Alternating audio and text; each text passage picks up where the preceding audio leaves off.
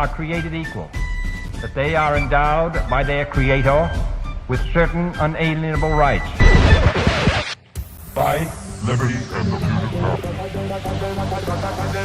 If liberty means anything at all, it means the right to tell people what they do not want to hear.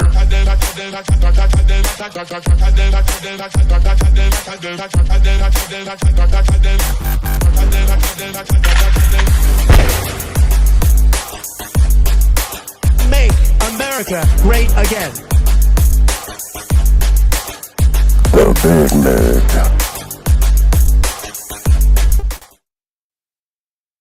Good morning and welcome back to the Big Mig Show. Of course, it's Friday, rise and grind, tip of the spear. We've been at it since 7 a.m. Eastern Standard, so it's been an early day for me. Hopefully you guys caught the Crypto Power Hour. And of course, I'm your host, Lance Miliaccio, with my co-host, George Ballantine. Edge of the knife, kill him with the truth and bury him with a smile. That's what this show is all about. Because, of course, well, we try to do all the research, bring you the facts, the sauce, the evidence, and in that process, our plan, as always, is to educate and unify the country one episode at a time. George B., I know you're busy there. How are you, man? I just didn't want to skip you and not say good morning. Good morning. Actually, our guest of honor has arrived. I like it. Yeah, we're joined by Dr. Michael Schwartz, of course. Excited about that, as always. We're always happy to have him on because we're three of a kind when it comes to chopping it up and having some fun on the show. Yeah. Now, listen, if you can, hit that follow button. You can hit our follow button, then you can head over to Mike Schwartz Show and give him a follow also. Well worth the time, I can tell you. He's a really interesting guy, highly educated, articulate, funny, does a show with his wife also that's really enjoyable. We've been on it before, but if you guys haven't caught that, you should. And he's really a proficient author. You ought to pick up some of his books. We'll have him talk about that a little bit when he joins us.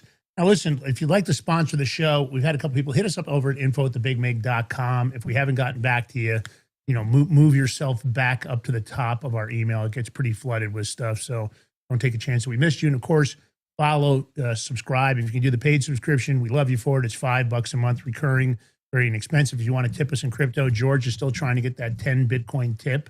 So for you Bitcoin maxis out there, maybe Michael Saylor, if you're watching the show, you could just dip into the MicroStrategy pool and just maybe 10 wouldn't matter, right? I mean, you got so many of them. Throw George 10, you'd make his day. And of course, if you could just do a regular Rumble Rand tip, we're excited. And don't forget, Rumble Premium with Perplexity, great product, great company, the true home of free speech. That's why we're here. Check it out.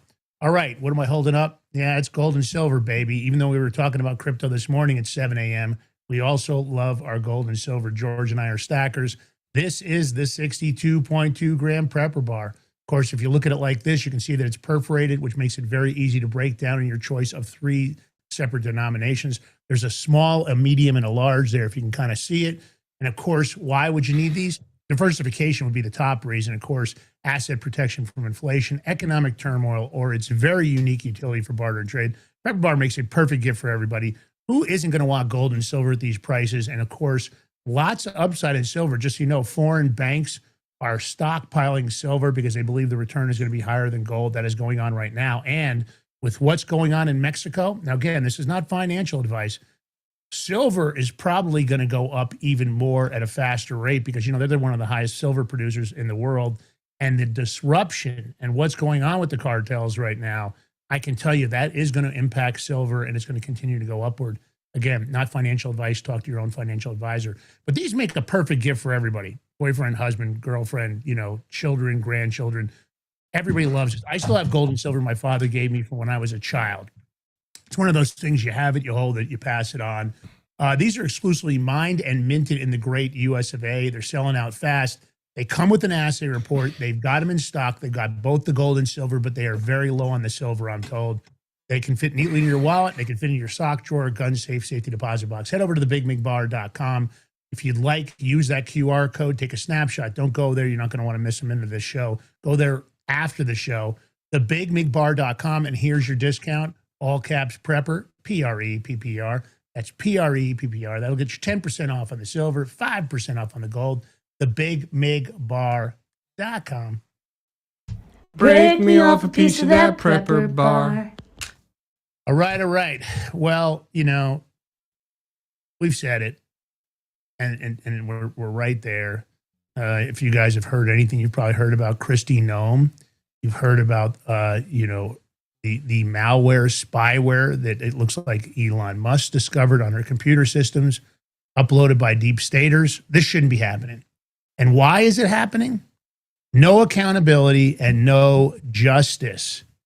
It's time to make them pay. We've said it on this show over and over again. George and I have said it over and over again. I don't know what's going on. I know Christy Nome, I've heard it from some sources, is very unhappy behind the scenes at the rate of what these arrests were supposed to be. Basically, UK's still ahead of us. They have 2 arrests. Was Norway, George? Norway's got an arrest. They're ahead of us on deep state connections to the Epstein files, which that's even a low priority. What about the dirty 51+8? What about the Russian collusion hoax? What about all these, all the insider trading and all the rest of it? They're trying to pass it. Nobody wants to pass it, of course, because they all want to insider trade. You can't even look into Elon Omar's finances. The judge is blocking that. But Lance, let's bring in our Goomba. Yeah, let's get him in here. All right. Welcome to the Big Show. Doc Mike Schwartz. What's happening? What are you guys doing? I just got done yapping for an hour. What's going on? How you doing? How you doing? How you doing? Good. I just got done yapping for an hour, and then I told my audience I'm going to go yap with the boys for a little bit longer. So, let's yap. That's how we do it on this show, and the topic today. I know you're very familiar with this, but George, you've got before we kick it off, I see you've got a Republican ad. This is a new GOP ad that's going to be airing from now till forever for the midterms. I mean, you can't listen. This was a freebie by the Democrats, by the way. They did this. They gave it to us for free, so they're using it. Here we go. If you agree with this statement, then stand up and show your support. The first duty of the American government is to protect American citizens, not illegal aliens.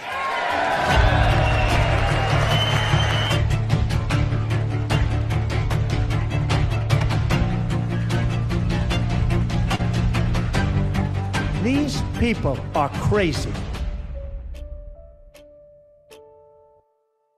I love it. The stupidity of the Democrats. I know that was a setup. I know Donald Trump planned that. I heard that directly from somebody very close to him. That was a plan, and he was hoping they would do exactly what they did. But how stupid, Mike, do you have to be to fall for that trap? Well, I mean, we all know it's all scripted. I mean, we can figure this out. I always tell my audience, you could write the reaction of the Democrats. You don't have to ask them any questions. You and I could write all the speeches that the Democrats ever give. We knew this speech was going to be, it was going to be boring, according to Gavin Newsom. It was going to be all rhetoric. It was going to be all lies, according to the Democrats. We could have told you that the day before the speech. As a matter of fact, I played a clip yesterday of a reporter who went out to talk to college kids the day before the speech, asking them about the speech as if it had happened already. And the college kids, of course, with cognitive dissonance, also, it was horrible. Get rated on a scale of 1 to 10. Oh, it was 1. It was ridiculous. They all say the same things.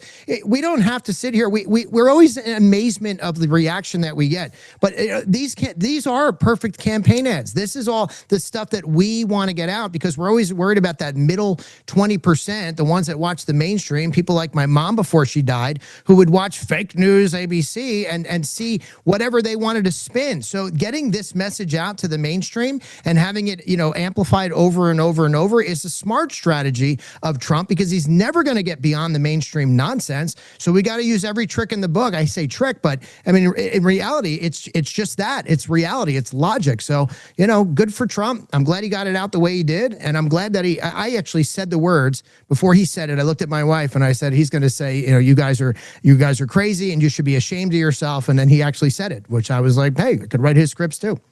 You should have taken that to Polymarket. You might have been able to pick up a little extra cash if you bet that was what Trump was going to say. And, on these shows, extra cash is always good. So in that light, don't forget to rumble rant tip us if you enjoy the show today. But yeah, look, but my thing is, we talk about it on this show. I know you do it on your own show. George and I bring it up constantly. Common sense. Common sense would tell the Democrats it's great that they've got this scripted game plan, right? But maybe they should call it an audible when common sense tells you that the reaction you're getting ready to give is going to be perceived by the majority of Americans. I said, you guys are a bunch of dumb assholes. I think you always have to be conscious of that. You know, it's great that they want to script their plays and get their little signs and make their pouty faces. I mean, the only thing positive that I came out of the Democrats is I think that Nancy Pelosi picked up Paula Dent as a new sponsor because of the way she was chomping on her dentures. They almost fell out of her mouth when he called her out for insider trading, but I understand Paula Dent is now going to sponsor her daughter's campaign, you know, kind of because she's not going to run again. So she's going to funnel the money like they always do. But look, this is the ridiculous nature of this. I always tell people that it's the David Copperfield. It's the sleight of hand. You know, I'm not going to pick on the Republicans right now, but it is a uniparty, and you can always expect that the Democrats are going to continue down this road because they believe they're going to be successful. I am afraid about the midterms. It's one of the things that I think about even when I lay in bed at night because they still have not fixed this corrupt election system. We're going to be talking about some stuff later in the show that proves we were right once again, that Mike was right, myself and George. Not that I want to say I told you so. Not, our audience doesn't really need it. I know your audience doesn't need it.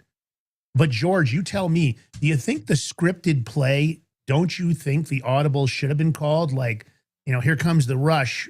Everybody, no, we better stand for this. Because common sense would tell you the American public sees that as a signal of that you guys are just a bunch of worthless scumbags. I mean, I want to call them out. I mean, call them bad names. Doesn't even matter anymore. At this point, you see so much corruption. We were talking before the show, Lance, and you brought up the general from Venezuela that was locked up here and is now cooperating with the DOJ. He's talking about stuff with Schiff and Solwell. Is anything going to happen with them? No. Yeah. Just like, okay, look, they had Hillary Clinton in closed door hearing deposition yesterday, right? They got Bill Clinton, former president, today. Ain't nothing going to happen. She clearly lied yesterday. That's just the first thing. But what's going to happen of it? Nothing. Now they just set the framework because the Democrats already went on TV. Oh, when we get in, we're going to bring Trump in and depose him and everything. They just opened the door on that. I mean, they're going to tear up the GOP if the Democrats get control. It's going to be effed up. It's going to be really bad. And I don't know if the GOP thinks they had their way, that they're ahead. I mean, Trump thinks they're ahead in midterms. I don't know who the fuck is advising him because they're delusional. I'm telling you right now, they're losing the midterms, even with that great freaking ad and all. They ain't going to win. Why? Because the fucking Democrats cheat. We can't even get the SAVE Act passed, which we'll talk about in a little bit, but it's beyond that. Yeah. The Democrats are good at using the media, at social media, at everything when it comes to that stuff. Yeah. And the GOP they're dead in the water. Yeah. The Republicans' idea of good social media is having a puppy parade when they have lots of urgent matters on the table. Oh, wait, Mike, hold on. Yeah. The hearings we had yesterday and today, Mike, this is what it is. Ready, Mike? Get with it.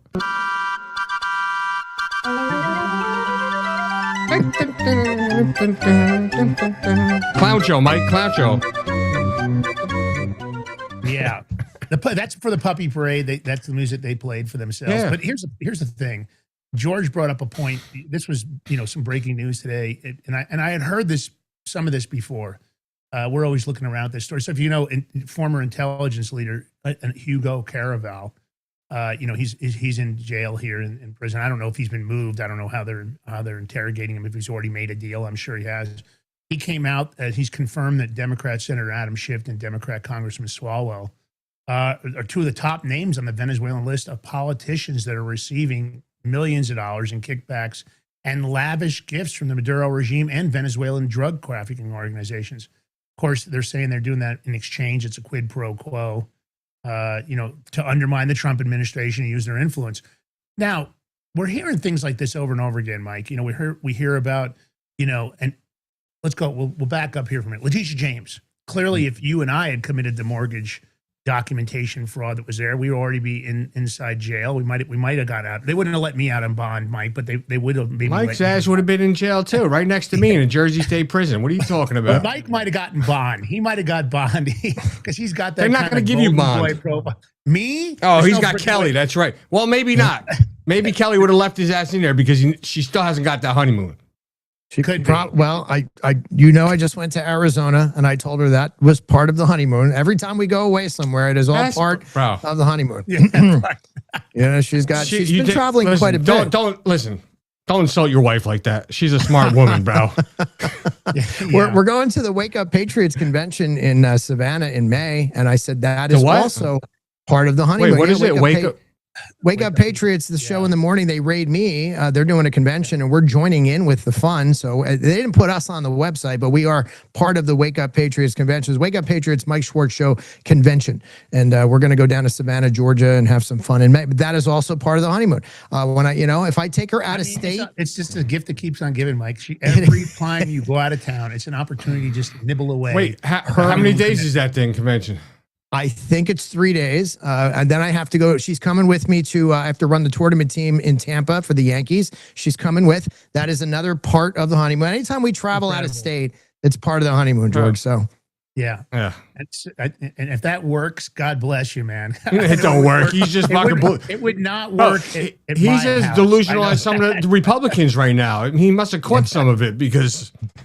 Well, you know, it's fine. You were saying something, Lance, and it just sparked in my. I have to give a speech tomorrow, and I was trying to figure, out what I was going to talk about, and because the host, it's a Republican revival conference that I'm speaking at tomorrow. I'm one of the keynote speakers, and the chairwoman of the county who booked me to speak, I said, "What do you want me to speak about?" She goes, "Well, you could talk about COVID a little bit, your experience, and then data, and then as you were talking, because this is fresh on my mind, you just reminded me of something because it's funny. I was thinking about what you were saying about politics." And the uniparty, and something I've been saying for years on COVID. In my first book, I talk about viruses, and all of a sudden it just clicked in my head. So Lance, my thought process was this: what I say in my book about viruses, that viruses aren't parasites; they're like parasites, and they mutate the moment that they enter your body because they're looking for the best version of themselves to survive. Sound familiar? It sounds like politicians, because I was just thinking about that, and I'm like, wait a minute, these politicians remind me of a virus. They're like parasites who mutate the moment they get into office to find the best version of themselves to survive. David Richter, who I ran his congressional campaign, said to me, he goes, you could run for Congress as a conservative, but you always leave as a liberal because you're not getting a bridge named after you, a road named after you, a school named after you, if you're not spending money and bringing it back to your district. So I was just kind of thinking about the COVID scenario for a minute, and I think most politicians are kind of the same way. How art imitates life, the conscious kind of imitates the subconscious here, because they do exactly that when they get to office. They mutate, they find the best version of themselves to survive, to gain money and power, to keep their job. And eventually what they do, though, guys, is they kill the host. If the virus takes over too much, not in COVID, but if you have a real serious virus that can take over, it can kill the host, which in this case is the country. And that's kind of what we're seeing. So it's just funny, as you were saying that about the uniparty, I was just thinking that, and what a great analogy that is to kind of understand the way these politicians act, and the result is destroying our republic. Yeah, it's and you have to look at the strategy, right? When I think of the Democrats, I think they are actively implementing plans that are all about the active destruction, the internal destruction of the constitutional rights, internal destruction of the way that our executive branch is supposed to work. And then you got the Republicans that are just as bad. They raved about, we got control of the House and Senate, we're going to make all these incredible moves, but they're so divided, and they're all so busy, trying to protect their own, pork barrel legislation and altering. Of course, none of them want to pass, anything to do with voter ID. I believe they've all benefited. I don't know about 100%, but I think the majority of them benefited in one way or another from election fraud. So they act like, the filibuster has gone bust. Thune can't get anything done. They're just wallowing around. Donald Trump said we've got to get this voter ID through.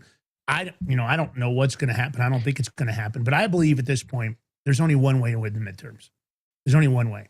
Because even if they pass anything to do with election integrity, George made a super important point on the show the other day that even if they do it, George, you said if they approved it tomorrow, what did you say about the midterms and even it won't be enough time to implement anything new that they pass in laws. It's going to be too late. Yeah, they're going to say we can't implement this right now. We're going to have the midterms at least without the voter ID, even though we've approved. But then it. they'll win the midterms, the Democrats, and then they'll repeal the freaking whatever law we save act or anything. That's what's going to happen. But but it's so bad. You don't see any Republicans trying to, or FBI, whatever, getting wiretaps on any Democrats, spying on them, anything. And now you just have DHS. People in DHS put spyware on Kristi Noem's phone and her laptop. That shit's fucking crazy. Well, we can't get any spyware on their stuff? Come on. Did you see? Go ahead. Did you see the report? I just did a report this morning. Fake news. ABC did it last night, trying to scare everybody. And I got a call from Steve Stern's people that kind of put this in perspective. But Trump, they're trying to tell people, and there's a little truth to this. But Trump is trying to do an emergency powers executive order. He's got his attorneys looking at it right now to try to say that they tied it back to China, saying that they interfered in the 2020 election. But what they want to do with the executive order is institute voter ID without the SAVE Act to do this under executive order. Now, the Steve Stern people told me that they're trying to tie this back to a clause in the Constitution that I thought was a little bit veiled. But if you could get this executive order implemented, I'm worried about, almost to George's point, how many of the blue states will actually enforce it. Because a lot of times you look around and you see people like Kathy Hochul and they just do everything opposite. So they'll ignore an executive order. They'll ignore the SAVE Act. They don't give a shit. They're going to let whoever come into their polling place to vote because they know that's the only way they retain power. But right now, it looks like Donald Trump is assembling his legal team to try to figure this out. Okay, so let me chime in on this one, Lance. Yeah. So Trump is going to try to do an executive order, get stuff from about China. Okay, great. And then the Democrats are going to put it to the courts, and the courts are going to overturn it. They overturned already one for his voter ID and stuff. They're going to do that. That's what they're going to do. Right. Unless George, by the time it goes to court, we'll probably be beyond the midterms. Midterms are coming up in just a few months. Now they'll get emergency stay on it and stuff. You know how they do. You're dealing with a lot of Democrat judges, and Lance was just saying this. Until you put some pressure on these judges, I don't know, locks them up, do something. They're going to keep doing what they're doing. We're screwed. Yeah, and I want to say this, and again, I want to defend the good judges. There are some good judges in the judiciary. There are. And there are some good prosecutors in the DOJ's office, but there is a large portion of them that are not good judges, that are not good prosecutors, meaning that they are biased. I just saw this morning that some federal judge now has determined that he's going to block the financial investigation into Ilhan Omar, that he has blocked it. I don't know how he's done it. I didn't get a chance to look at his ruling or if he did a closed door, or who knows if it was ex parte or I don't know what he did. But my argument, Mike, for this is that we have a judiciary that is not, because again, they always say when you put the robe on, the bias has to stay at the door. And that's not happening. We can't even get an indictment against Letitia James because the New York, a federal, bench is so left leaning. And, and I hate to say left and right anymore because I just want to say deep state or so rottenly festered to the core. And here's the thing, Mike, and I say it over and over again. I'm sure people on my show are tired of hearing it. I don't know what you say on your show about it. But until we start causing some fear, if you can get away with violating the law, if you can ignore the statutes, if it's all going to be one-sided, right, that it's rules for thee, not for me, and there's no consequences, why wouldn't they do it? We aren't seeing any of these arrests. Now, in the case of Kristi Noem, we're talking about a tremendous number of statutes, misfeasance, nonfeasance, malfeasance by government officials. We're talking about wiretapping of federal officials. I mean, this is a serious violation. Now, we know that Elon Musk, we're hearing that he helped her locate this, that somehow he had his tech guys figure it out. My question is, how many other government officials, Mike, do you think that maybe There were deep stater interns, other people that maybe work in the, the tech department that are working on computers really. How many other people within the administration have eavesdropping, programs on their cell phones and on their computers? It could be the entire administration. We know it's Kristi Noem now. To me, this could be a call for something much bigger, even potentially martial law, because you're talking about seditious conspiracy. If you're eavesdropping and wiretapping and passing that information around, tell me that isn't a major, major issue. And let's face it, I don't think that we have a DOJ or an FBI currently that is doing the job that they were appointed to do. It's more than you think, Lance. I actually had a conversation with a private investigator yesterday who was explaining to me how they do it and how they bought somebody's computer or bought somebody's phone. And once they do, you actually give them access. Most people don't realize it's a lot of times it's embedded in these little agreements. It's a fully integrated contract. You know, when you sign like a phone contract and you click accept, most people don't read that stuff. But when they bait you and get you in, and then they have access to your phone, they can get every keystroke. They know everything on your social media, everything on your email, everything on your phone. It's kind of amazing. For the audience, it's called a keystroke logger. And you can go back. It depends on how far you want to go back, depending on the metadata, because at some point the data becomes too cumbersome. But from the moment that they get you, they can go back a bit, and then they can get everything going forward. So it would really depend on when she was tapped. I mean, that's going to be interesting to find out exactly when she was tapped. If she was tapped as a private citizen or she was tapped as a government official. Because if she was tapped as a government official, now you obviously know that you have more legal ramifications. But if you were tapped as a private citizen, there's a lot of things that you can't use once you find those things out because it's not admissible in court. But the point is, you're getting, you kind of know everything this person's thinking, doing, you're getting into the mind. You're a mind reader at that point, and you'd be surprised. It's probably a lot more than you know, because this technology is abundant. People know how to use it. It's expensive. You have people that are getting paid a lot of money to monitor these things every day, but the information you get back is priceless. And I wouldn't be surprised if it's, half the administration. Well, I'll tell you this: with AI, the having to pay people to surveil, it'd be very easy to use, agentic agents to take all the material that's created and create summary reports. Sure. Looking for keywords, organizing in a manner that's very easy to do. It doesn't even need, because it used to be prohibitively expensive to pay for people to monitor wiretap and to really go through the material. I don't believe it's like that anymore. And I heard something yesterday that they might have used some kind of hardware upgrades, meaning surge protectors and power cords that had the upload system integrated into that hardware. So basically, oh, hey, listen, we're upgrading all the power cords on all the computers in Congress or all the computers in the administration. It's, we're upgrading the surge protectors, we're upgrading the battery backup power. And that is maybe how some of it was done. The question is, did they do that throughout the White House? Did they do that throughout, did they get into Pete Hegseth's office? Did they get into, Tulsi Gabbard's office? At this point, I think that the administration, this is my opinion, we have lingering rot. Patel's fired a handful of agents. Most of them, the biggest firing was because he found out people surveilled his phone and Susie Wiles' phone. But we're not seeing, we mentioned that on the show, I think yesterday or the day before. Yesterday. Yeah, we're not seeing that kind of action when it comes to the J6ers. We don't see people getting fired for that. We don't see people getting fired, the dirty 51. You know what, Lance? I just came up with a thought. Maybe now that they involve Susan Wiles, that she's going to be pissed off enough that she's going to tell Pam Bondi and Kash Patel, all right, put the fucking hammer down. Maybe. Wishful thinking, but maybe. Because she's the one that stops. She's retaliatory. She's stopping all the stuff, Mike. It's her. She's the bad apple. No, I say it all the time. People get so mad at Pam Bondi, and I go, you gotta yell at the president. If she's doing a good job for him, he's going to keep her there. So stop yelling at the wrong person. But, hold on. First of all, every AG that Trump has ever picked have sucked. They've done nothing.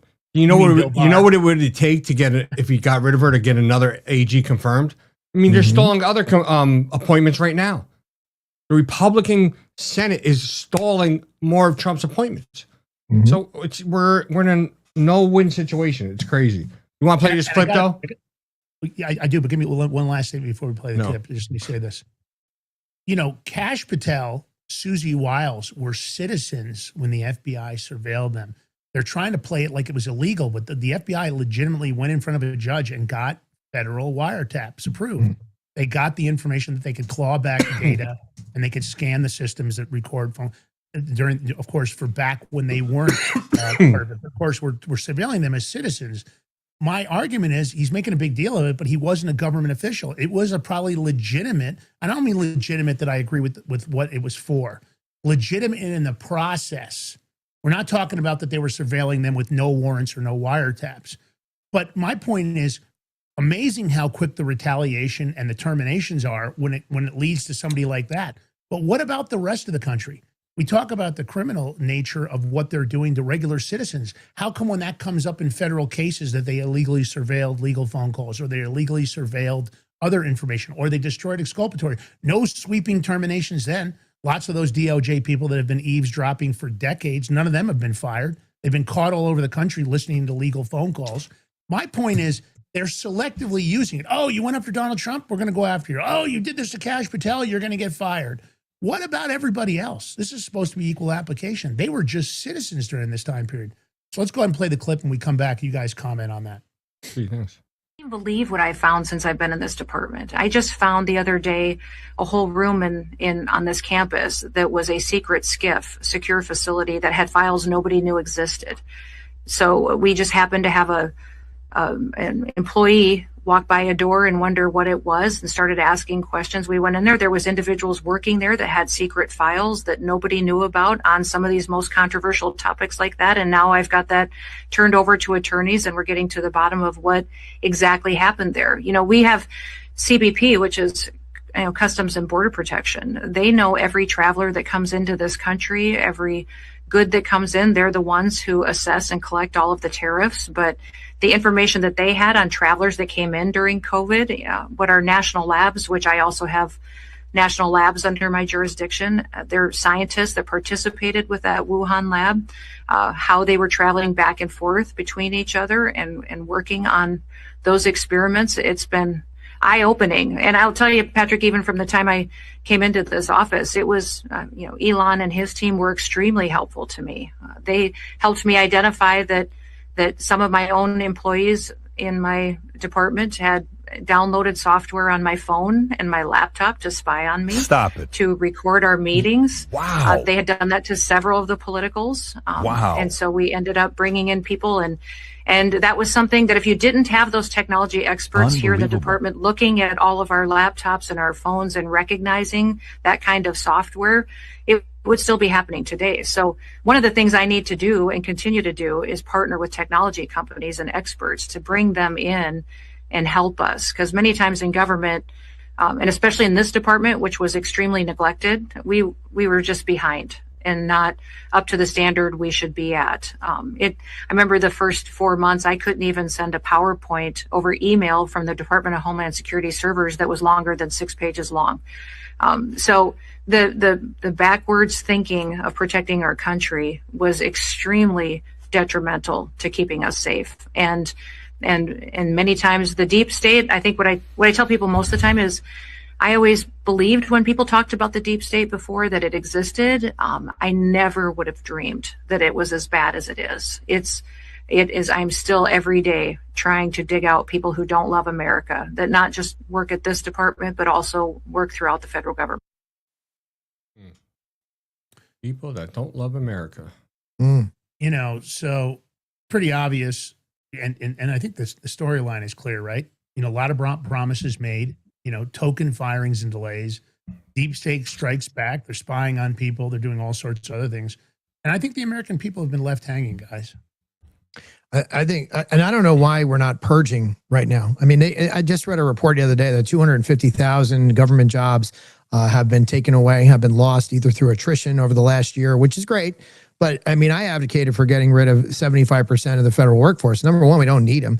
You have these bloated governments because we don't do zero baseline budgeting. We start from the previous year and then add to it. If you started at zero and figured out what, each department needed to operate, you can get rid of a lot of these deep state actors. But why are we not? This is going on. And we're over a year into the administration. We're 13 months in, and nobody's done the great purge yet. He fired 10 people over his phone and Susie Wiles' phone getting tapped. 10 FBI agents. That's it. 10.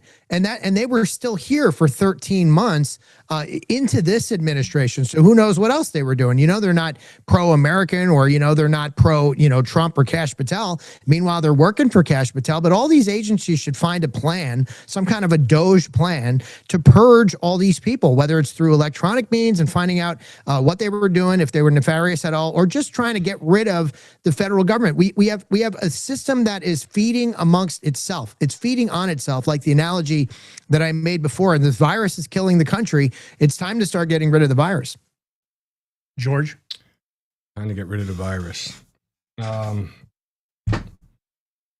talking about the whole government. Well, I keep saying, Mike, and I'll say it again today on the show because I have no problem saying it. We had high hopes when Trump won, and the picks that he put in, we thought shit was going to get done. Kash Patel, Bongino, but Bongino left not even a year into it. Why? I don't know.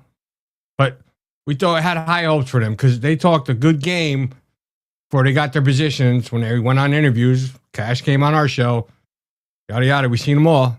But then they get in there and you get nothing. We got them guts. Nothing. So if nothing truly gets done, we have to disband this government and start over. And we can do it peacefully. We just need a lot of money, a lot of backing so we can get big law firms and go through the courts and do it. Because it's in our Constitution. We have the right to do it. What?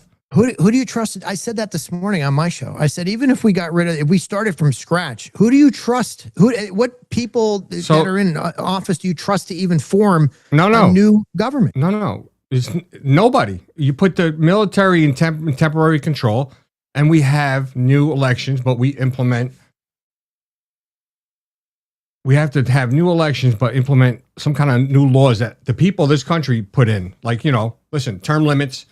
No trading, stuff that benefits the American people, not the politicians. Yeah, but I agree with you 1,000%, George. But you say that, and you've got half the country who are mind-numbed robots who go along with anything that the Democratic mantra says. So you say the people support. Yeah, I mean, 79% of the country supports some form of voter ID, but they're arguing about how to get to that with the specifics and the nuances of it.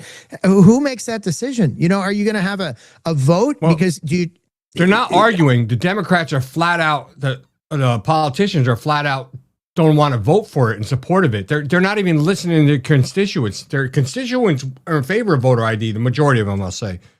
But they're just doing what they want to do because, listen, the reason Republicans ain't putting pressure on it is, let's face it, because some of them are cheating too. And that's the only way they're going to keep in office. Here's the poll you were just talking about. I'll put it up right here. So it's 83% in between both. That's a big number. But yet Democrats don't want to vote, go for it. You have people in Congress, senators, GOP senators don't want to do it. I mean, what? Enough's enough. You know what? Since you brought it up, I have a video. And look at Mitch McConnell. The dude is like dead in the head. He don't know what his left, right, forward, coming, going, nothing. And he's still a sitting senator. So you tell me, why are not any of the GOP senators taking him, going up to him, talking to him, or either say, listen, you got to step down now to get an interim, whatever, do something temporary because he shot out. Look at him.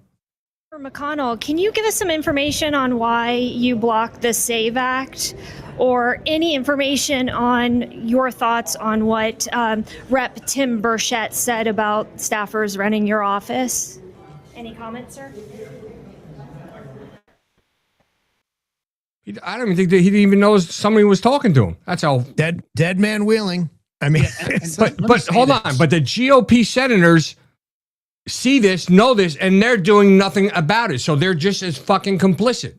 That's why it's gone. Or government's done. The guys duly elected. I hate to say it, but you can run a primary against Mitch McConnell in his state. We haven't done that. Doesn't matter. Duly elected. He is a risk because his brain is not functioning anymore. He's a security risk. He's on fucking risk. I'm not arguing that. All right.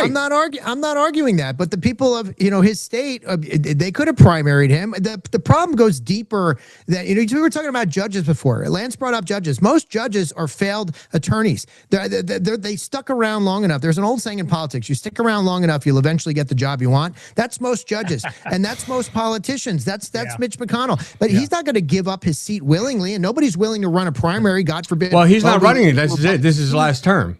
Now it is, but Okay. he's been dead for years. I mean, Mitch McConnell was, but this last term, he's gotten really whacked out.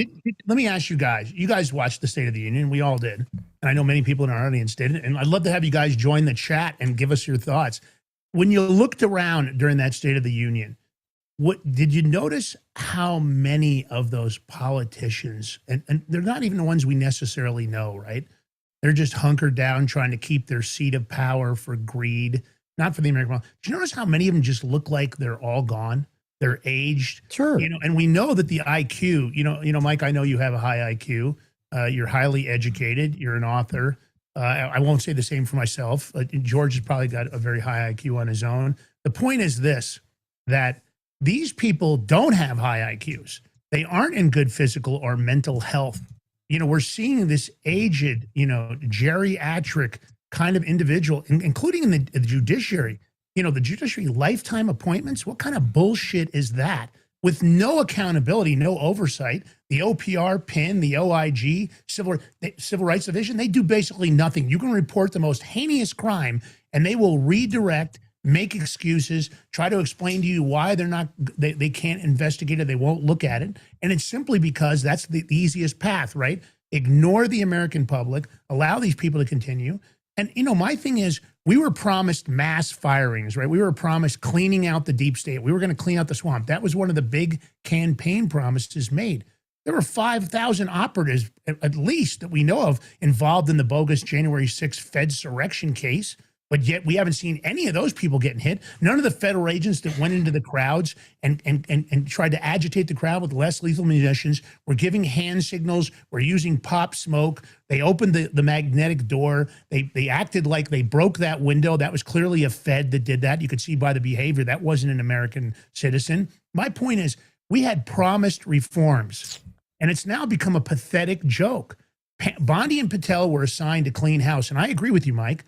The POTUS is responsible, or Susie Wiles. I heard about a phone call that I'm not going to say who it was, that Pam Bondi had with somebody. And again, I'm going to say this in deference. I've gone after Pam Bondi viciously, but she is saying that she's being given directives that are not aligned with what she was originally told was going to happen. They're telling her, focus on this, focus on that. No, don't worry about this. Don't worry about that. And it's coming from higher levels of the administration. I think, Lance, probably Susie Wiles. That's directives with the Epstein case. That's not about other stuff. No, it is about other stuff. I'm going up the conversation. I'm putting on my 2 cents. I was told in the conversation. I know, but and I don't believe. What I do. I believe it was a very credible conversation for a number of reasons. But my argument is, and I'm not, again, I'm not going to defend Pam Bondi right now. My point is, we had a lot of bold promises, and I think it's a betrayal of every person that voted for this administration, because we're allowing this deep state thing to continue. I mean, look, I don't even want this on my shelf anymore. This is Kash Patel's book, Government Gangsters. That script was a bunch of garbage. I'm going to take that into the bathroom and use it for toilet paper. And I would tell him that personally. And, we're friendly with Kash Patel, or at least we were. I'm sure after he watches these shows, we're not. But I'd like to challenge Pam Bondi and Kash to come on the show. Defend your position. Explain to the American public that the promises you made are not being lived up to. And I'm going to tell you, and I know we've got to take a break. I know we went over, so we'll take a break here. Here's the thing. We were promised that this was going to be cleaned out, and they haven't done jack shit. Here we are. Kristi Noem, those people that did this, if they've already identified them, they should have been arrested this morning. And they should have found out how deep this goes, because I would argue that there's probably more surveillance going on even now along all kinds of stuff within the administration, because we know the computer systems are antiquated. We heard that from Elon Musk. But where's the Doge arrests we were promised? We know there was a lot of theft. How about Chelsea Clinton, $84 million from USAID? How come that hasn't been clawed back? How come she hasn't been indicted? She didn't provide any services to the American public. She gets the money. How about 64 NGOs of George Soros? Why is Soros still walking around? Why is Reid Hoffman still walking around? These are people. How about Mark Zuckerberg, $465 million Zuckerbucks? I mean, I don't see this. I don't understand what they're waiting for unless it's intentional. And unless more of our government is compromised than we ever imagined. And I don't know how far this goes up through the food chain. And I agree, this is tough. So listen, we're going to take a short break. We'll be right back with Dr. Mike Schwartz, George Ballantyne, myself, Lance Miliaccio. We'll try to keep it on a high IQ level. You know all of us are not happy about this. Stay tuned. We got more to cover, lots to discuss. Hopefully some laughs along the way. We'll move over to some other topics here in a minute. If you like the show, thumbs up, comment, share, and subscribe. Take the live link. The homeworkers, take our live link right now. Share it far and wide. Tell them we're going all in. Maybe dump it into Cash Patel's account on X. Dump it into Susie Wiles, Pam Bondi. Do whatever you can. Send it out. Let's go viral. We'll be right back. Still alive and it's time to blast. Get some groove in you, Mike. Come on, man. You're like a dead weight right there, bro. You got no moves, huh? No dance moves. I can see it already. Never mind. Don't do it. Let me handle it. I'm in a little box. I'm in a box. Come on, bro.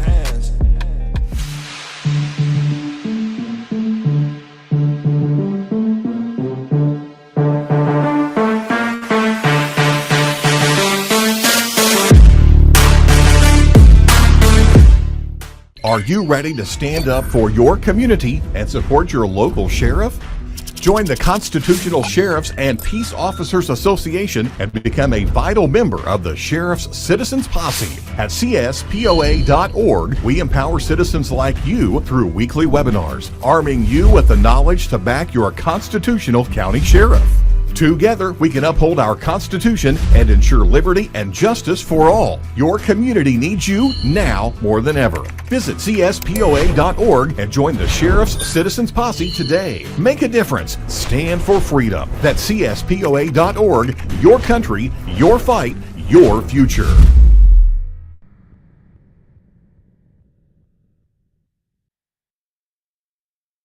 What if you could predict your financial future? And what if you could trade on it? Introducing Block Trust IRA, the future in your hands. An astonishing 88,000 millionaires were created last year from the Bitcoin boom, and you could be next. Block Trust IRA is the only crypto management firm powered by AI-driven strategies, ranked #1 in the world by Bitcoin Magazine.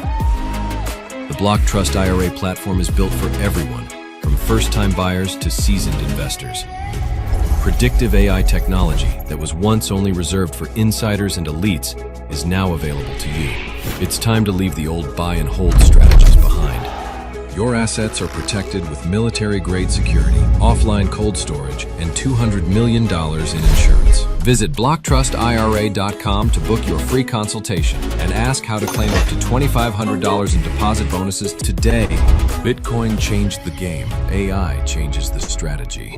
Hi folks, I'm here today to introduce you to the Prepper Bar from PrepperBar.com, the most unique precious metals product we have seen in a long time. These 62-gram bars are perforated and easily broken down into your choice of 3 different sizes to fit a multitude of needs. Whether it be from asset protection from inflation, economic turmoil, or its unique utility for barter and trade, the Prepper Bar makes a perfect gift for all the precious metal lovers out there. Exclusively made here in the USA and selling out fast. Available in both gold and silver, these slim Prepper Bars fit neatly in your wallet, and their utility enables use in any situation.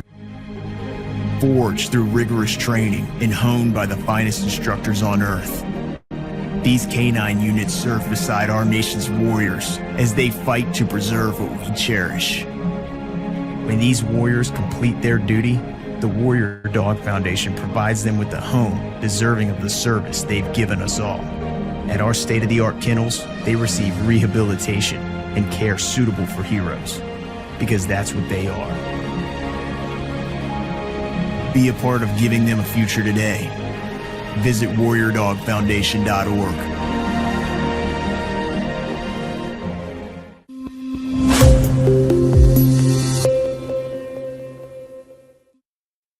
All right, welcome back to the Big Mig Show. Here we host Lance Migliaccio, George Ballantine, and our Goomba.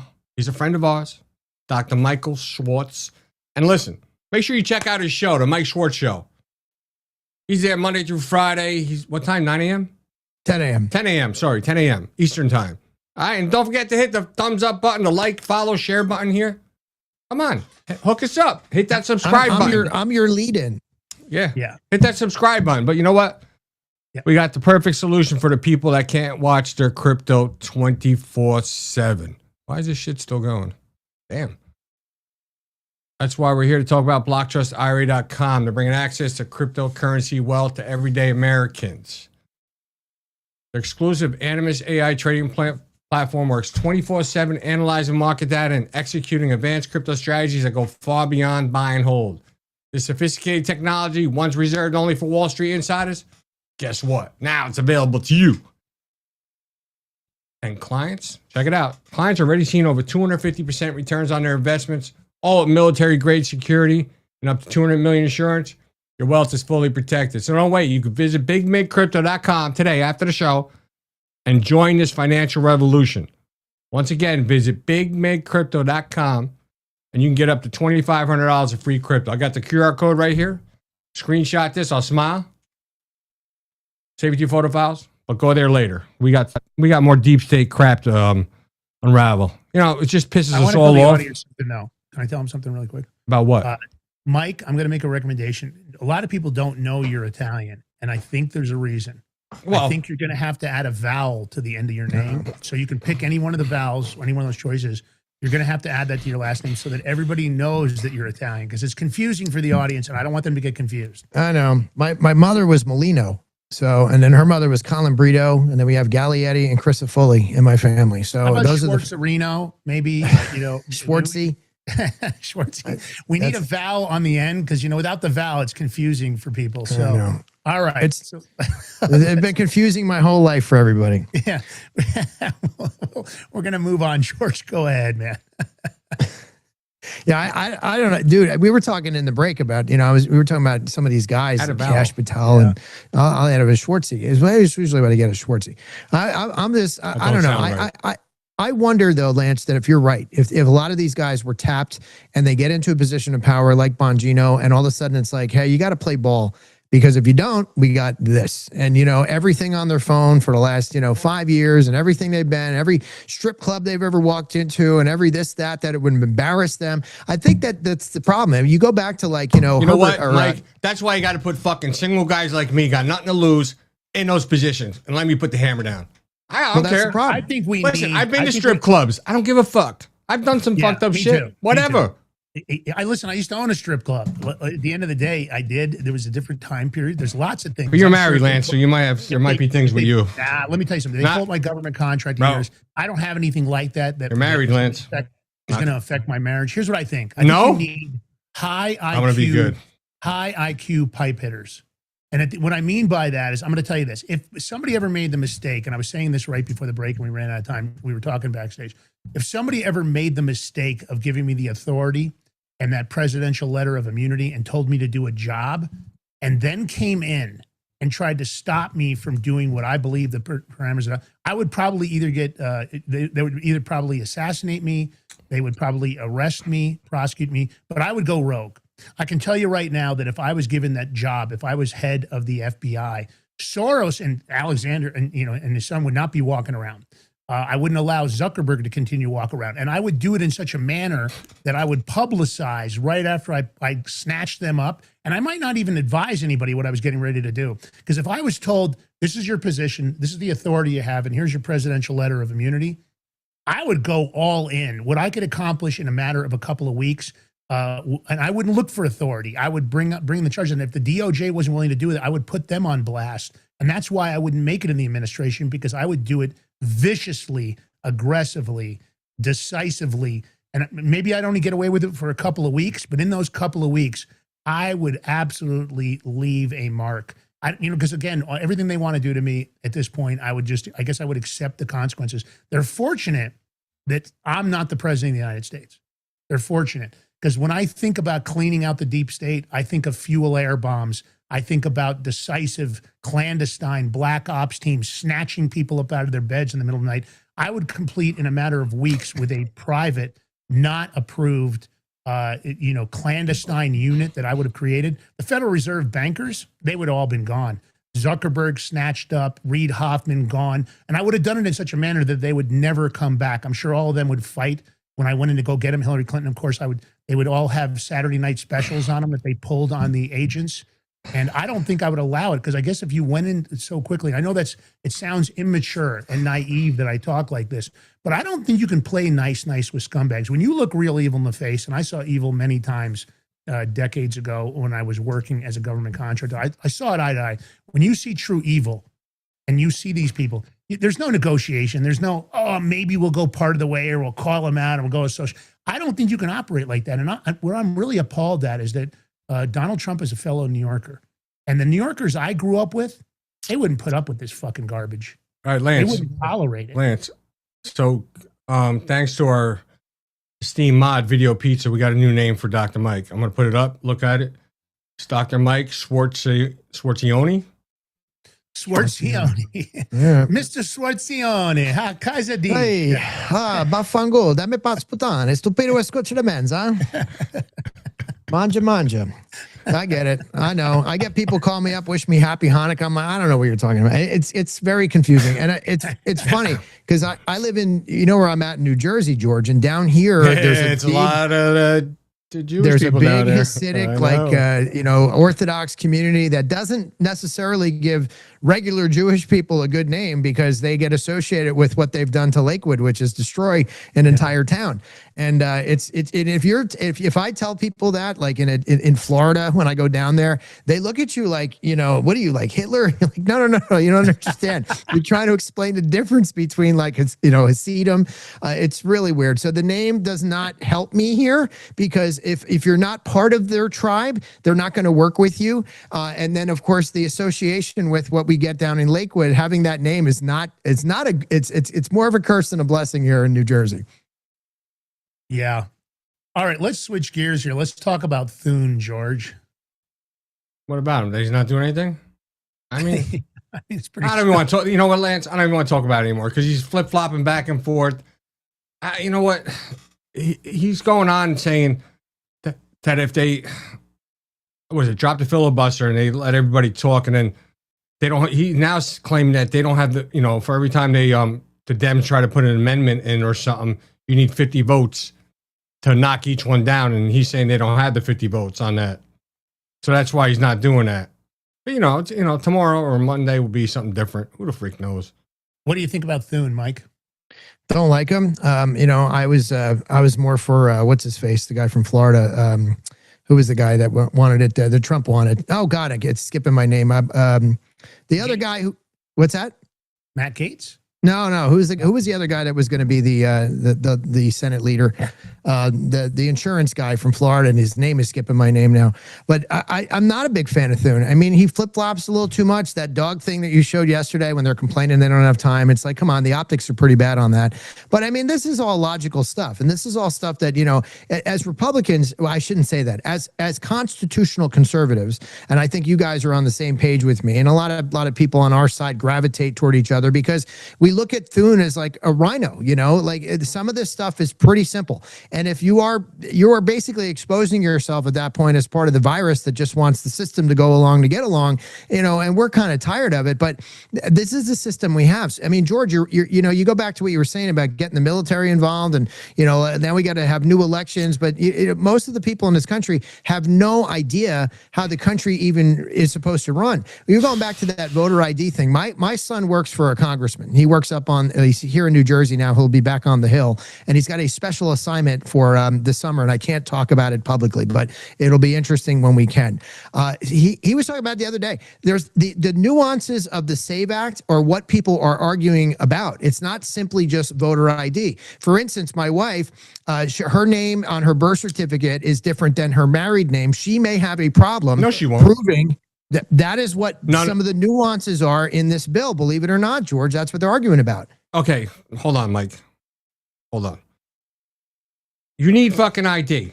What do you use? What does most people use for ID? Their driver's license. Their driver's license. If a woman gets married, right? You have to show your birth certificate and stuff to get your marriage certificate, and then you go to Social Security office and get it changed. Well, if they can do that, then they can fucking still vote. That's not. No, don't believe. I agree with you if they'll accept a state-issued ID, but there are some nuances that people are arguing about in the bill. I know it's wait, what's the ID you think the people, what do you think? Everybody has to get a federal ID to vote? That's not part of that. No. And then you get into the whole poll tax issue if something costs money and all that, because people are going to argue that going to get a driver's license costs you whatever it does in your state, and that's considered a poll tax. So that is explicitly you can't do that. It's unconstitutional. But these are the nuances that people are arguing about the SAVE Act. I get it. For you and me, it's simple. You get an ID. If it's government issued, boom, you can go vote. But they're going to bring these ridiculous arguments back in because they want to maintain power. I know the polls say the American people want it, and if you understand that, you would think the politicians would go along with it, the populace, but they know they're going to lose seats. Look at some of these states. Look at California right now is hemorrhaging people. They're going to lose seats in Congress. You get red states who are increasing in number. It's going to upset the balance. They know they'll never win. Hold on. They may lose seats, but they're gerrymandering. We're going to lose Republican seats regardless in there. Yeah, and that's so it's probably going to balance out for them in that state. Well, that's what they're trying to do, is balance it out. All right, let's switch gears here, Mike. I got to redirect this to you. Once again, no rest, but go ahead, Lance, for this one. Incredible surge of autism in Minnesota. It's incredible. They've increased. Must be the water. This autism spending in Minnesota to cover this has increased by a mere 34,000% in the past 9 years. Most of it happened under Tim Walz.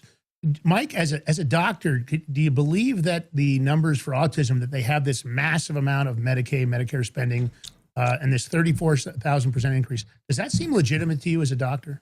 Well, you remember I'm a research doctor, so what I tell you all the time. Well, that's research. So go ahead, research it. What I tell you all the time is data does this. Data does this. And then when you see data do this, there's an anomaly. And when you see that anomaly, you know there's an issue. And that's what you got to chase. And we saw that during COVID. You know, you go back to the numbers that you see post-shot of miscarriage, of myocarditis, pericarditis. That's what they did. They were in here, and then they jumped up. And that's when you see a 34,000% or whatever the number is increase, you go, it is 34,000. That is the number. So when you ask somebody like RFK that, right, they're gonna make up everybody's got an answer for everything. So when you talk about autism, some people are gonna say, well, they've increased areas of diagnosis, right? It used to be the diagnosis, it used to be this sliver, now it's here. So you can diagnose everybody with autism. But even RFK will tell you that only counts for a small percentage of some of the numbers that you see when you see the data anomalies do that. Everybody's got a freaking answer for everything, which pisses me off. But when you see an anomaly like that under a nefarious administration, under the amount of fraud that people like Tim Walz allow to happen in his state, you got to say something has to be investigated there, because that data never does that. Well, we've got the clip. George grabbed the clip. So in 2017, the Minnesota Autism Program repayments were a little over $1 million. Okay, a little over $1 million. Now in 2024, the autism program repayments, this doesn't include 25 because they haven't got the final numbers, is now $343 million. So they have opened up new autism centers, Medicare and Medicaid, refunding or paying out into these programs. Wouldn't somebody in that department just look and go, holy shit, this doesn't make any sense? Right. Let's play the clip, and then George, tell me what you think. $2 million. By 2019, word got out that money was available, and then when COVID hit, the money really started moving until we see in 2024 almost $350 million paid out for autism treatment. Quite an increase in cases. Indeed. Back to you. Mike, thank you very much. Just so happened to go up. All that autism, but really there's no autism because they're not in the schools. They're not in the learning center. We seen that. Yeah, so the Leering Center. No, it's a Leering Center. It's the Leering Center. There's a lot of leering going on there, but it might wouldn't just a normal person processing this paperwork think, God, this is weird. Yeah, normal person. You look at look at that COVID timeline though. It's funny how the reporter Mike Tobin said there. He says during COVID it really got going. That was the fog of war. You see a lot of that stuff started getting buried when no one was paying attention to anything else except COVID. And when you go back to those years, it's funny. The same thing with the voter numbers in New Jersey. George and I were talking about that I think a little bit, because if you look at like 2013 gubernatorial, 2017 gubernatorial, again the data was here, and then all of a sudden 2020, 2021 it was here because it was that got COVID fog of war, the mail-in ballots, and now everybody's comparing those numbers to that year, saying that's the new norm. Well, it's not the new norm. That's where all the nefarious activity took place. And we're going to get to that at some point when we're doing an investigation on those numbers. But same thing with all this fraud. Most of it got buried under the fog of war. And then they claim, well, that's the norm. Well, the norm is probably go back to, 4 years before COVID and see where those numbers really were when people were actually paying attention.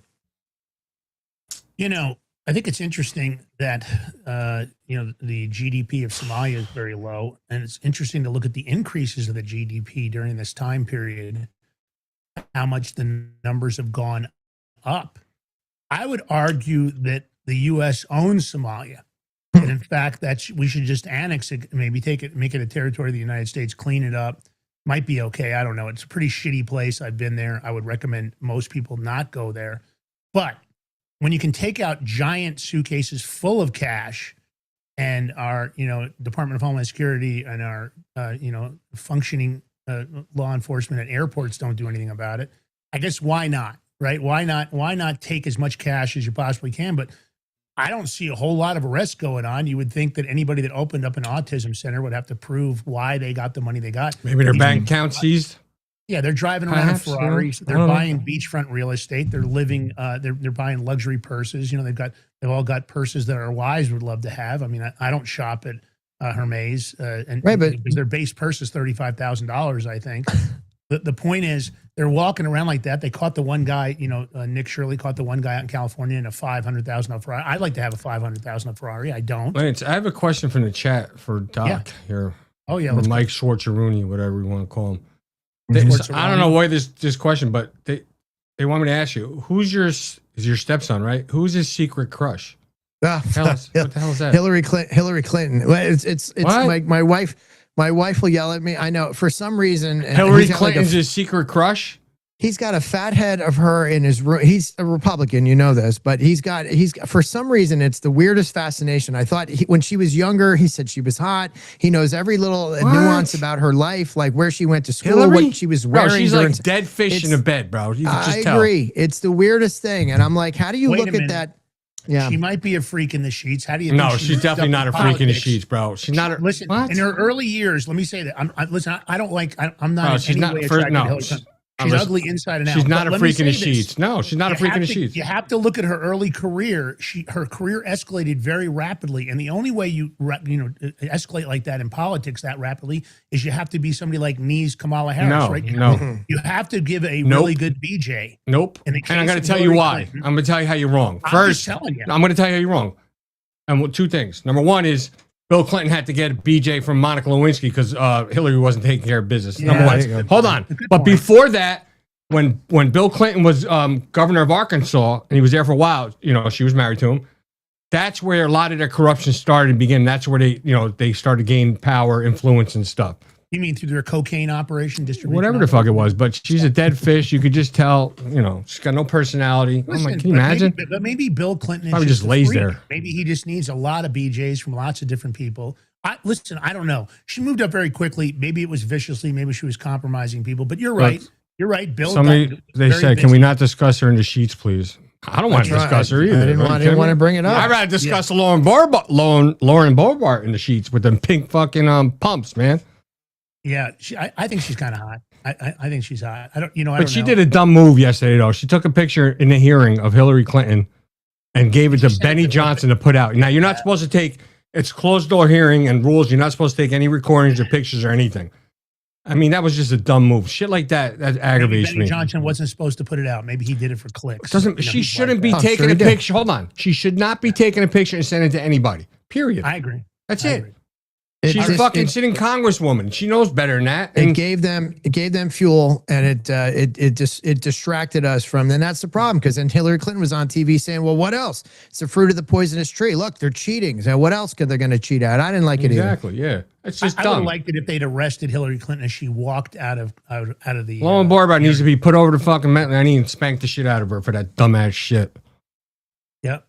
All right, let's talk about Pakistan. They just carried out an airstrike in multiple cities of Afghanistan. They're fighting. They're fighting right now. Like, where did that come about? I'm just crazy. I'm not sure. Of course, it's always been a lot of uncertainty in that region. Let's play the clip. Yeah, just in time for when we bomb Iran tonight.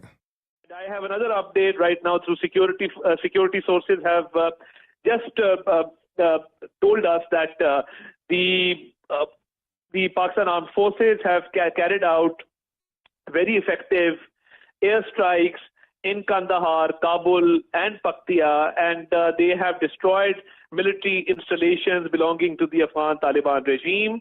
The Pakistan Air Force has also destroyed 2 brigade headquarters in Kabul, and further strikes have been carried out in Kandahar, in which 1 corps headquarter and 1 brigade headquarter has also been destroyed.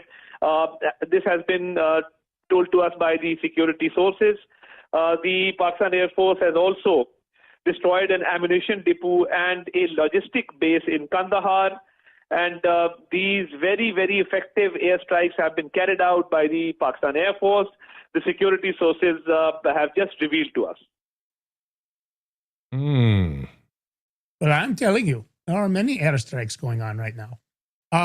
Look, I want to keep moving here. We got a lot to cover.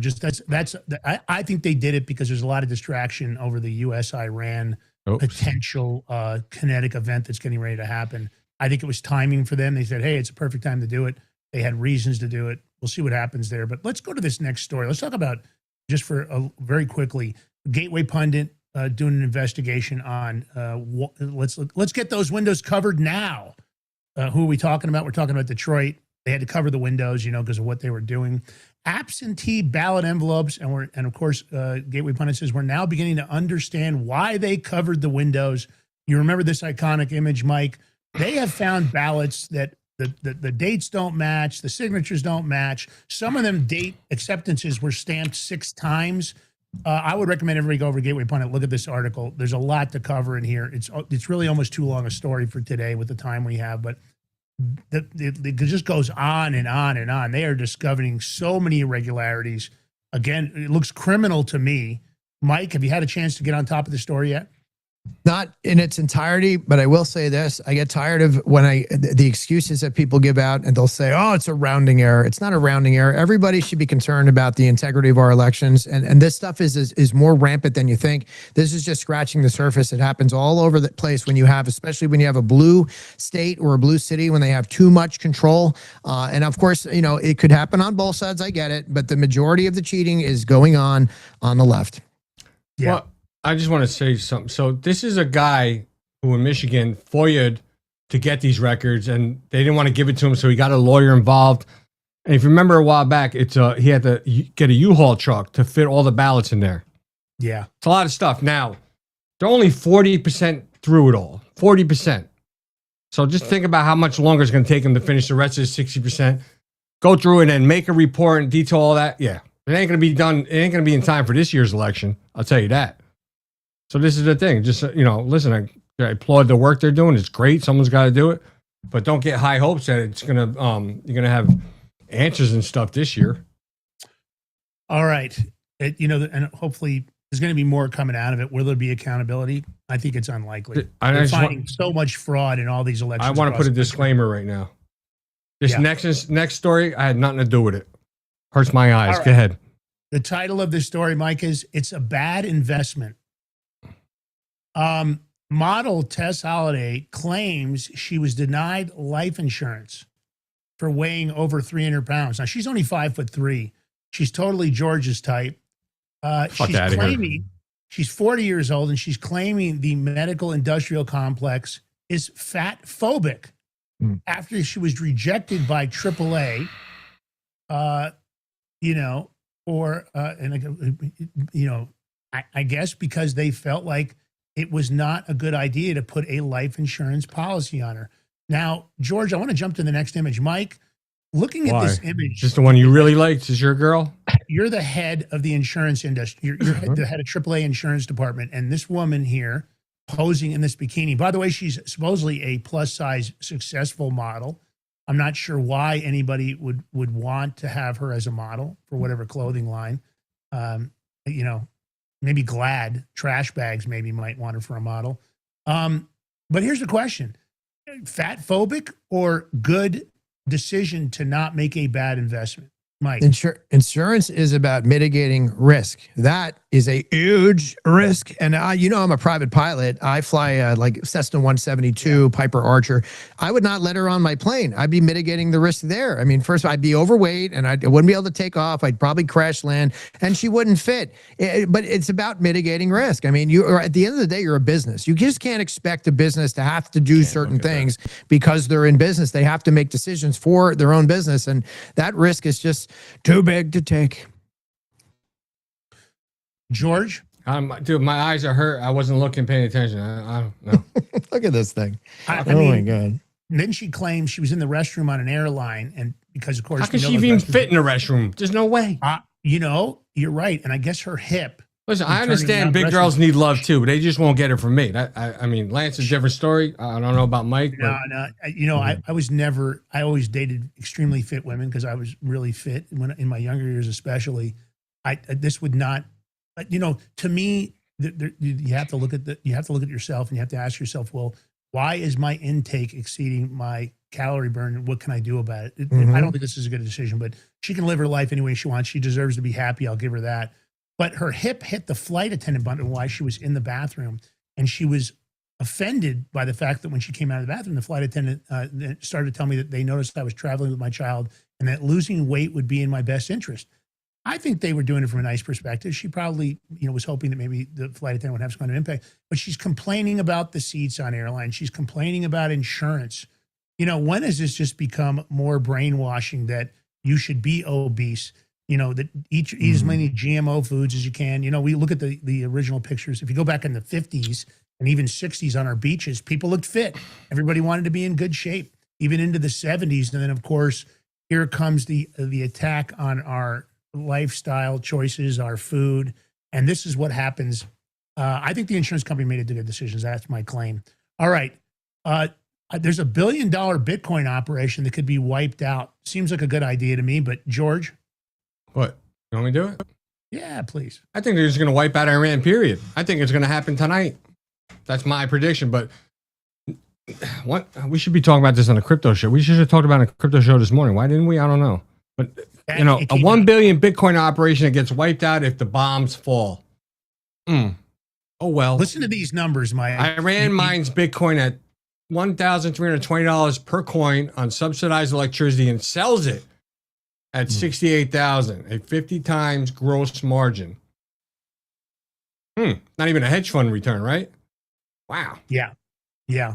So of course now it's 68,000, but they sold a lot of it for over 100,000. I mean, so if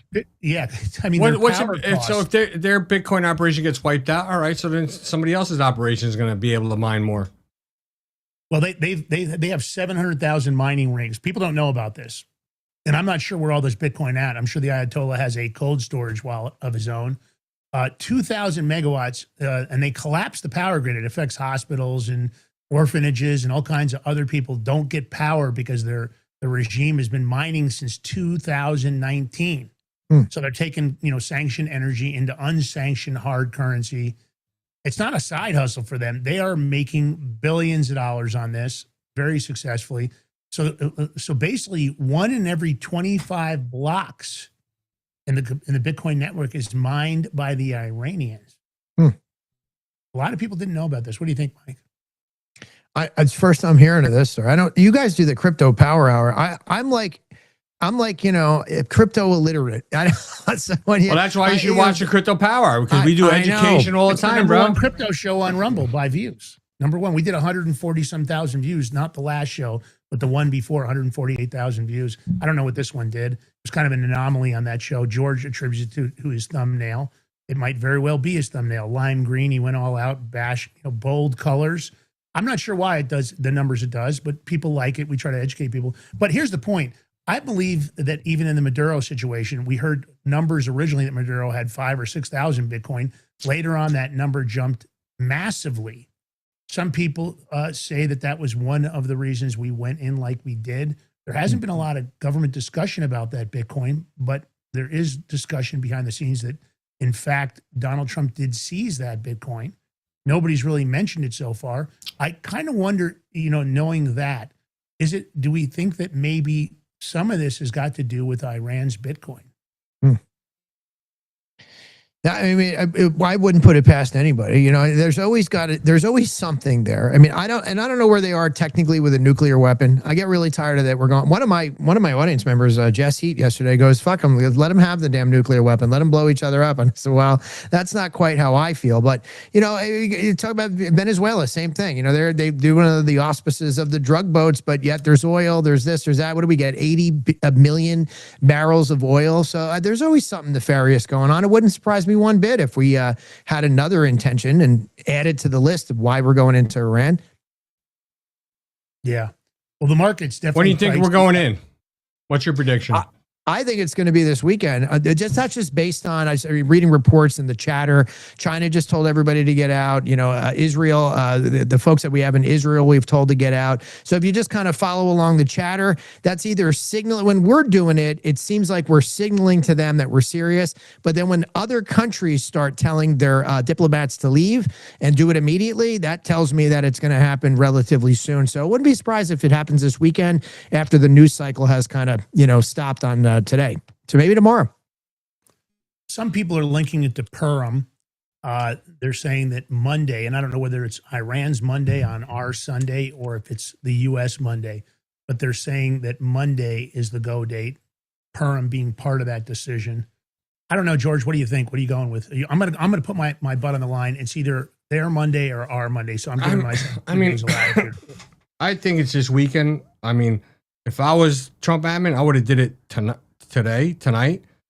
they're tonight because, you know, they're in Ramadan right now, but in Friday's the day they go pray to the mosque.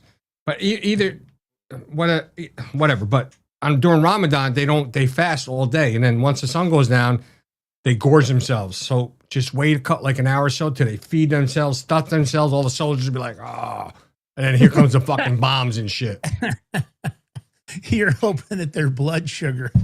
No, that'll be just too stuffed. They've carbohydrate fixed and their blood sugars. Wouldn't you want to do it before they ate, George? Like when they're starving and then do it right before sundown? No, because adrenaline might kick in. George is going for the bloated when they're stuffed and fucking full because they're going to gorge themselves. They're fasting.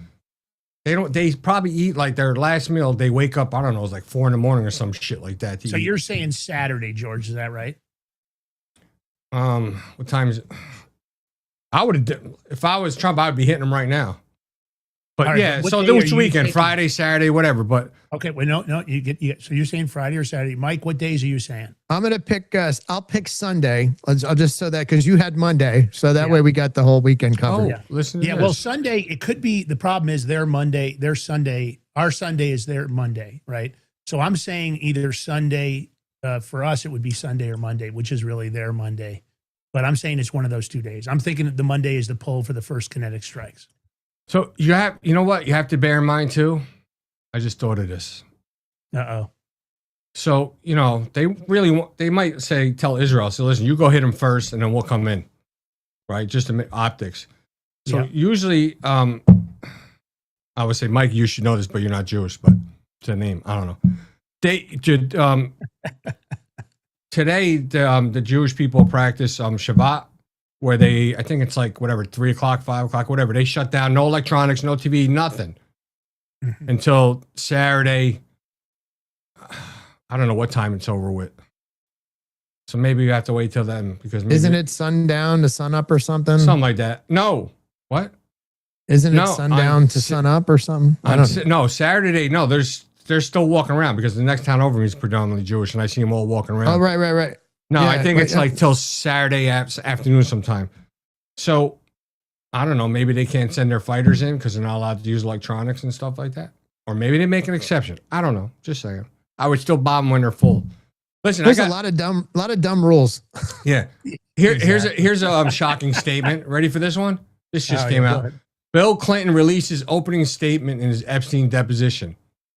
And I'm quoting him. I saw nothing and I did nothing wrong. That's his opening statement. Right. Yeah. Depends on what your definition of the word nothing is. Or what you think is right and wrong. I mean, he thought getting a blowjob from Monica Lewinsky while he was president in the Oval Office was right. Just saying. Whatever happened to the cigar from the Monica Lewinsky Corporation? The what? If they'd put that up on eBay, I wonder how much it would have brought. Is it still in the humidor? Oh my God. Wait, what cigar?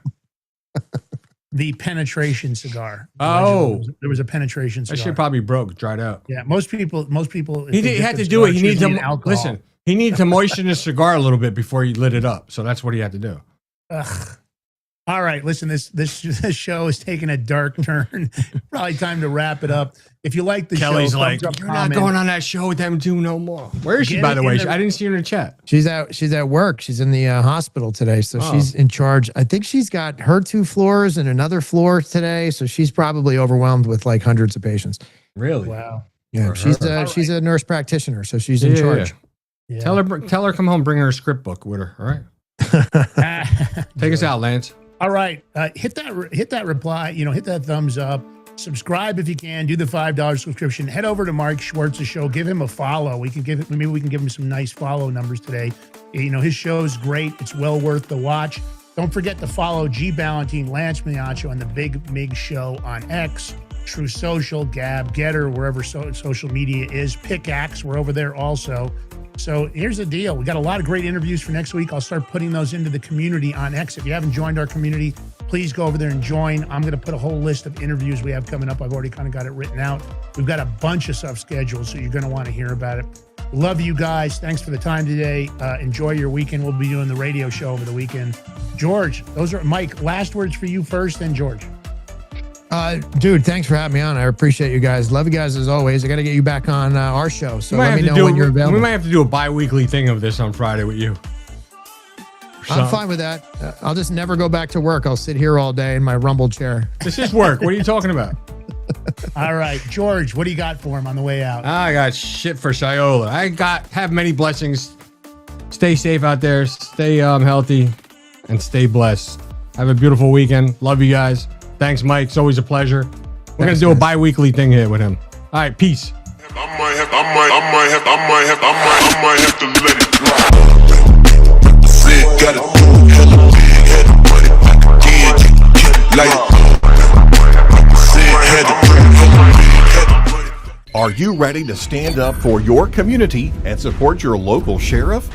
Join the Constitutional Sheriffs and Peace Officers Association and become a vital member of the Sheriff's Citizens Posse. At cspoa.org, we empower citizens like you through weekly webinars, arming you with the knowledge to back your constitutional county sheriff.